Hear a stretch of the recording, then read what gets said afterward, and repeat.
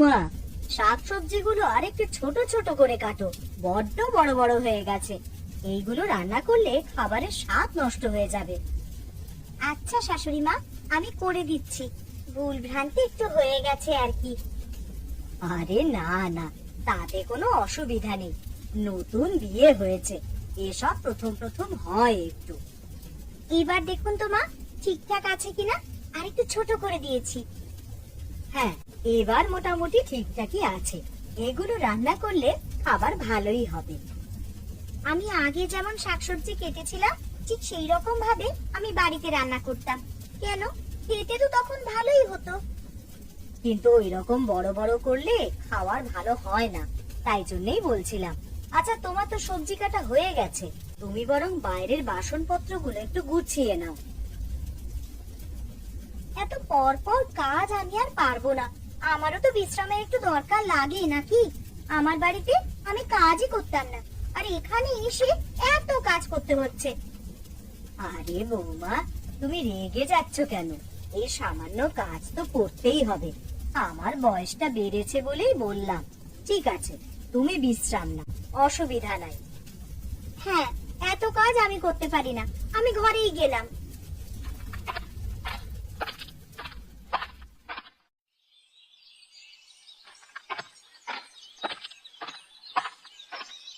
গিন্নি, আমি এসে গেছি। রান্না বান্না হয়ে গেছে তো, খেতে দাও। এই, তুমি হাত পা ধুয়ে এসেছো ভালোভাবে, না হলে কিন্তু একদম ঘরে ঢুকবে না। হ্যাঁ গো গিন্নি, আমি একদম পরিষ্কার হয়ে এসেছি। নোংরামি আমি পছন্দ করি না, তুমি তো জানোই।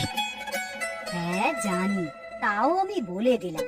এসো, আমার পাশে এসে বসো, তোমার সাথে কথা আছে। কি কথা বলবে তো? এরকম ভাবে ডাকলে কেন? রাজুর বউটাও হয়েছে এক রকমের। ওকে বিয়ে দিলাম যাতে আমার সুবিধা হয়। হাতে হাতে বৌমা একটু কাজ করে দেবে, তা নয়। কেন, বৌমা কিছু বলেছে নাকি তোমাকে? বড় লোক বাড়ির মেয়ে হলে যা হয় আর কি। আজকে রান্না করতে করতে বললাম, বাইরে বাসনপত্রগুলো আছে, গুছিয়ে তুলে রাখো। তা আমায় কত কথা শোনালো। তার আগে বৌমা কিছু কাজ করছিল নাকি? কি আর এমন কাজ করছিল, আমার কথায় আনাজ কেটে দিয়েছে। আনাজ কাটা হয়ে যাওয়ার পরেই আমি বললাম, বলছে আমি পর পর এত কাজ করতে পারবো না, এই কথা সেই কথা। ছাড়ো না গিন্নি, ছেলে মানুষ, এটুকু ব্যাপারে যেন এরকম রাগ করো না। থেকে থেকে সব ঠিক হয়ে যাবে। হ্যাঁ, আমাদের মেয়েটার কি খবর গো? বাবা মাকে কি ভুলে গেল নাকি? কতদিন আমাদের বাড়িতে আসেনি। আরে আসবে গো আসবে, আমাকে চিঠি পাঠিয়েছিল। এখন জামাইয়ের খুব কাজের চাপ, অফিস থেকে ছুটি পাবে না, তাই জন্য কয়েকদিন পর ছুটি পেলেই আসবে। আচ্ছা, গিন্নি দরজা খোলো, আমি অফিস থেকে চলে এসেছি। ও, তুমি চলে এসেছো? এসো এসো, ঘরে এসো। ঘুমাচ্ছিলে মনে হচ্ছে, চোখ মুখ একদম ফুলে গেছে। ভালো করে ঘুম হয়নি মনে হয়। হ্যাঁ, ঘুম আর হবে কিভাবে, ওই কোনো রকমে শুয়েছিলাম চোখ বুজে। কেন গো, কি হলো আবার? তোমার শরীর খারাপ হলো নাকি? চলো চলো, এক্ষুনি বৈদ্যর কাছে যাই। না না, আমার শরীর একদম ঠিকঠাকই আছে। আমি একসাথে আর থাকতে পারবো না। তোমার মা আমাকে কাজ করিয়ে করিয়ে একেবারে মেরে ফেললে। কেন, আমি ঠিক বুঝলাম না, একটু ভালো করে বলো দেখি। আমি বেলায় আনাজগুলো কেটে দিলাম তোমার মাকে, তারপরে সঙ্গে সঙ্গে বলছে কিনা বাসনপত্র গুছিয়ে দাও। আমি পর পর এত কাজ করতে পারি না। আরে ঠিক আছে, তুমি আস্তে আস্তে কাজ করবে, তোমাকে তাড়াহুড়ো করতে হবে না। তোমার মায়ের সাথে থাকলে এই রকম ভাবেই ঝামেলা হবে। তার থেকে ভালো তোমার মা বাবা আলাদা রান্না করে খাক, আর তুমি আর আমি একসাথে থাকবো। এটা করলে মা বাবা কষ্ট পাবে। একটু মানিয়ে গুছিয়ে নাও না, দুজনেই একসাথে থাকবো আমরা। না বললাম তো, আমি এইরকম ভাবে আমি থাকবো না। আমি অত কাজও করব না, তুমি আর আমি আলাদা থাকবো। আমার যখন মনে হবে আমি তখন কাজ করব। তুমি এমন করলে মা বাবা যে বড় কষ্ট পাবে, আমি কোন দিকে যাব বলো দেখি।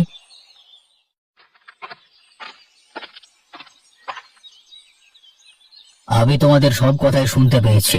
বৌমা যেমন চাইছে তেমনই হবে, তোরা সুখে থাক। বাবা, আমরা চারজন মিলে মানুষ গুছিয়ে থাকবো, তুমি ওর কথা ছাড়ো না, আমার স্ত্রী ঠিক মানিয়ে নেবে। না রে রাজু, আমাদের জন্য তোর অশান্তি এইভাবে আমরা হতে দেব না। তোরা দুজন তাহলে কাল থেকে আলাদা রান্না করে খাস।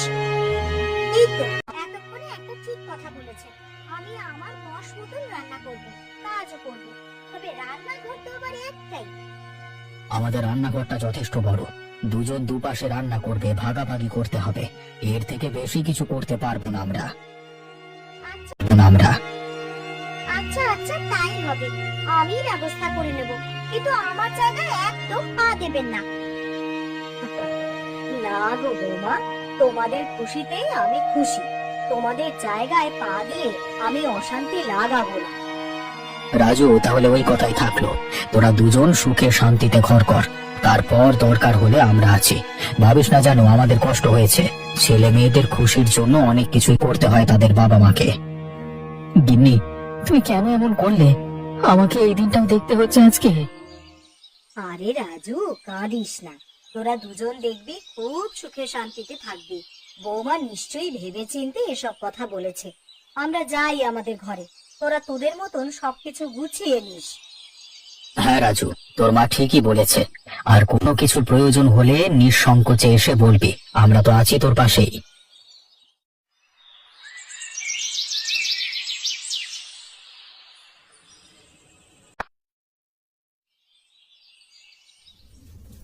গিন্নি, তোমার রান্না হলো? আমার যে অফিসে যেতে দেরি হয়ে যাচ্ছে, নাও তাড়াতাড়ি রান্নাটা করো। এই তো গো, রান্না আমি করছি। আর কত তাড়াতাড়ি করব বলো? আমি তো যথেষ্ট তাড়াতাড়ি করছি। একটু বসো, এক্ষুনি হয়ে যাবে। হ্যাঁ তাড়াতাড়ি করো, আমি ঘরে গিয়ে বসছি। উফ, কি গরম গো! এত গরম খাবার আবার খাওয়া যায় নাকি? এর জন্য আবার আমি কি করতে পারি? আমি তো রান্না করেই দিয়ে দিলাম। তুমি তো অফিস যাবে বলে তাড়াহুড়ো করছো। কাল থেকে আর একটু সকাল করে উঠবে, না হলে সবকিছু সময় মতো হচ্ছে না। এর থেকে বেশি সকালে আমি উঠতে পারবো না, আমারও তো ঘুম পায় নাকি। আমারও তো কাজ থাকে বলেই এত তাড়াহুড়ো করি। আমি কি সারাদিন বসে থাকি নাকি? এই গরম খাবার মুখে দেওয়া যাচ্ছে? তুমি খেয়ে দেখো না, যত সব। তুমি রেগে যাচ্ছ কেন? আমি তো তোমার রান্না করে দিলাম, এবার গরমটা একটু ঠান্ডা হলে খাবে। হ্যাঁ, আমার তো কাজকর্ম নেই, চুপচাপ খাবার ঠান্ডা হওয়ার জন্য বসে থাকি। দরকার নেই আমার খাবার, আমি অফিস যাচ্ছি, তুমি খেয়ে নিও, যত সব।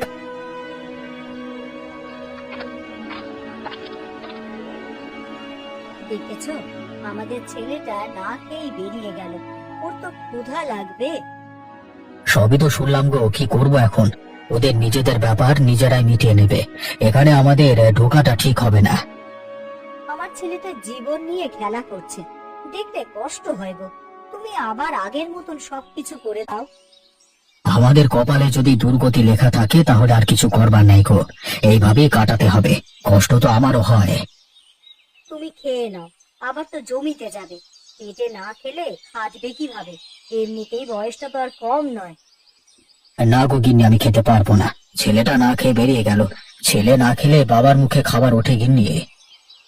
আমি সবই বুঝতে পারছি গো, তবে তোমার তো বয়স হয়েছে, পেটে একটু খাওয়া দাওয়া না করলে শরীর খারাপ করবে যে। গিন্নি, তুমি খাওয়া দাওয়া করে নাও, আমি আজকে এখন আর খেতে পারবো না, ছেলেটার জন্য খুব কষ্ট হচ্ছে। আমি জমিতে যাচ্ছি, কাজকর্ম করে আসি গিয়ে। না খেয়ে যেও না গো, অন্তত একটু খাবার মুখে দিয়ে যাও। এইভাবে খাবার রেখে উঠে যেতে নেই, এটা অমঙ্গলের লক্ষণ। হ্যাঁ, বাড়িতে তো অমঙ্গলই হচ্ছে, মঙ্গল হলো কোথায়? আমি জমিতে যাচ্ছি গিন্নি, নিজের খেয়াল রেখো, খেয়ে নিও কেমন? ছেলেটা না খেয়ে বেরিয়ে গেল বলে ছেলের বাবা খেলো না, আর আমাকে বলছে খেয়ে নিতে। কেউ না খেলে মায়ের মুখে কখনো খাবার ওঠে? কি হলো রে ভাই, কি হলো তোর? আজকে তো এসেই কাজে বসে পড়লি, অন্যদিন তো আমার সাথে আগে আড্ডা দিস তারপর কাজ করিস। আজকে আর ভালো লাগছে না রে। হ্যাঁ, চুপ করে কাজ করে নে, পরে আড্ডা দেবো। এ ভাই, কি হয়েছে বল দেখি? তোর তোর মুখটা এরকম শুকনো শুকনো লাগছে কেন? কিছু সমস্যা? হ্যাঁ জি, সমস্যায় আছি। আমার আর ভালো লাগছে না, এই জীবন বিরক্তকর লাগছে। কেন রে, কি হয়েছে? তুই তো এরকম কথাবার্তা বলিস না। তা বাড়িতে কিছু সমস্যা হয়েছে নাকি? হ্যাঁ, তুই ঠিকই আন্দাজ করেছিস। আমার স্ত্রী আমার বাবা মার সাথে আলাদা হয়ে গেছে। মানে আমরা আলাদা, মানে আমার বাবা মা আলাদা। এভাবে কেউ কোনোদিন থাকতে পারে তুই বল না? এটা আবার কেমন কথা হলো? সবাই মিলে তো একসাথে থাকে। হ্যাঁ, কিন্তু আমার স্ত্রীর তো সেটা সহ্য হয় না। সবকিছু আলাদা করে নিয়েছে জানিস, আলাদা রান্না করছে। একটা রান্নাঘর, ওটাকে অর্ধেক অর্ধেক ব্যবহার করতে হচ্ছে। কি রে ভাই, তুই তাহলে খুব খারাপ পরিস্থিতির মধ্য দিয়ে যাচ্ছিস তো। হ্যাঁ, রোজের মা ভোরবেলায় উঠে আমার জন্য খাবার বানাতো, আমি অফিসে আসবো বলে। আর আজকে আমার স্ত্রী দেরি করে উঠে খাবার বানাতে গিয়ে দেরি করিয়ে দিল আমার। আবার আবার গরম খাবার দিয়েছে, খাওয়া যায় তুই বল? বুঝতে পেরেছি রে, তুই কি সমস্যায় ভুগছিস, কিন্তু কি আর করা যাবে বল দেখি। তোকে মানিয়ে গুছিয়ে নিতে হবে, না হলে রোজ অশান্তি লেগেই থাকবে। ভালো লাগে না রে সব। কাজটা করে নে সৌভিক, আমাকেও কাজটা করতে দে। এসব কথা বলতে আর ভালো লাগছে না। আচ্ছা আচ্ছা, কাজটা করে নে। রান্নাটা তাড়াতাড়ি করে নি, তারপরে আবার কাপড় ধুয়ে পরিষ্কার করতে হবে। বৌমা, ও বৌমা, কি হলো গো তোমার? এই দেখো, মাথা ঘুরে পড়ে গেছে। আরে পানিটা কোথায় গেল? মনে হচ্ছে দালানে রাখা আছে। যাই, পানিটা নিয়ে এসে আগে পানির ঝাপটা দিই।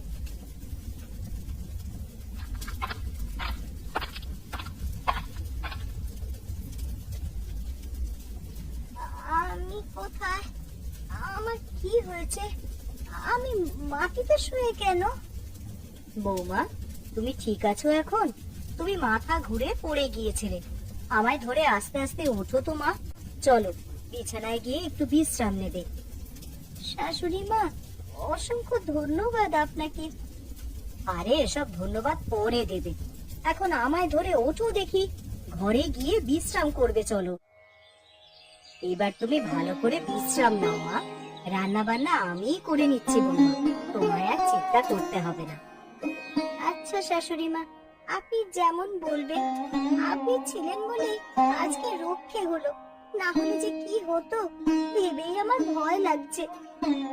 মা, তুমি এসব অলক্ষণে কথা আর বলো না। তুমি বিশ্রাম নাও, আমি রান্নাঘরে গেলাম। রান্না বান্না গুলো বরং করে নিই।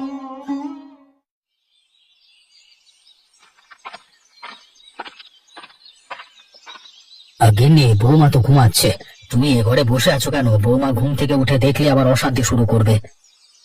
আরে আস্তে কথা বলো, ঘুম ভেঙে যাবে বৌমার। বৌমার শরীরটা খারাপ, বেলায় রান্না করতে করতে মাথা ঘুরে পড়ে গিয়েছিল। কি বলছো গো তুমি?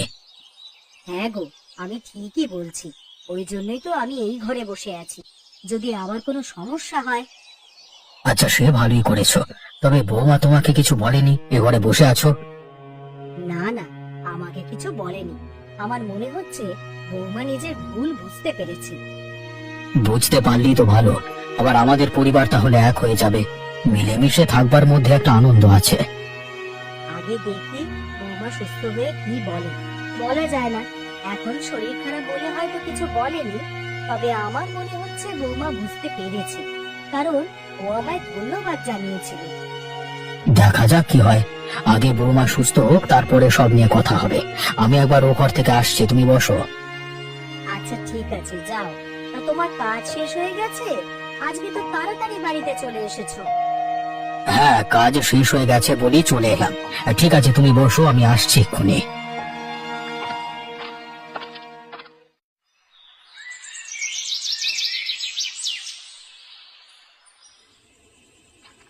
আজকে অফিস থেকে বাড়ি যেতে কত দেরি হয়ে গেল, অন্যান্য দিন কত তাড়াতাড়ি বাড়ি চলে আসি। আয় আয় বাবা, ভেতরে আয়, তোর কথাই ভাবছিলাম। তা এত দেরি হয়ে গেল, এখনো এলি না কেন তাই ভাবছিলাম। বাবা মা, তোমরা আমার ঘরে? আয়, আমার কাছে এসে বস। আমি সব বলছি। জানি তোর অবাক হওয়ারই কথা। হ্যাঁ মা, বলো, কি বলবে? আমি জানি তুই কেন অবাক হয়েছিস। তোর স্ত্রীর সাথে আমরা দুজনে বসে আছি, তাই দেখে তো আমি নিজের ভুলটা বুঝতে পেরেছি। আজকে বেলায় রান্না করতে করতে মাথা ঘুরে পড়ে গিয়েছিলাম, তখন সাহায্য করে তোমার মা, অর্থাৎ আমার শাশুড়ি মা। ঠিক ওইখান থেকে আমি শিক্ষা পাই, যদি কেউ না থাকতো আমার তাহলে কি হতো। আবার আমাদের পরিবার এক হয়ে গেছে রে। রান্নাঘর আর ভাগে ব্যবহার করতে হবে না, আবার আগের মতো সবাই মিলেমিশে থাকবো। এসব কি সত্যি নাকি আমি কোনো স্বপ্ন দেখছি? এসব একদম সত্যি গো, তুমি কোনো স্বপ্ন দেখছো না। আমি কাজ করব মা বাবার সাথে, তবে একটু ধীরে সুস্থে করব। বেশি তাড়াহুড়ো করে কাজ আমি করতে পারি না। হ্যাঁ, তুমি তোমার বশ মতন কাজ করবে, আমি তোমাকে কোনো জোরই করব না। দুজনকে নিয়েই সংসারে মানিয়ে নিতে হবে। অবশেষে তোমরা দুজনে আবার এক হয়ে গেলে, দেখে আমার এত আনন্দ হচ্ছে, সেটা কাউকে বলবার নয়। বাবা, চোখের জল মুছে ফেল, আয় আয় সবাই মিলে বসে গল্প করি। হ্যাঁ, গল্প নিশ্চয়ই করব। তবে গিন্নি, তুমি ওষুধ খেয়েছিলে? তোমার কাছে তো কোনো ওষুধ ছিল না, তবে মা দিয়েছে, আমি খেয়ে নিয়েছি। তোমার চিন্তার কোনো কারণ নেই।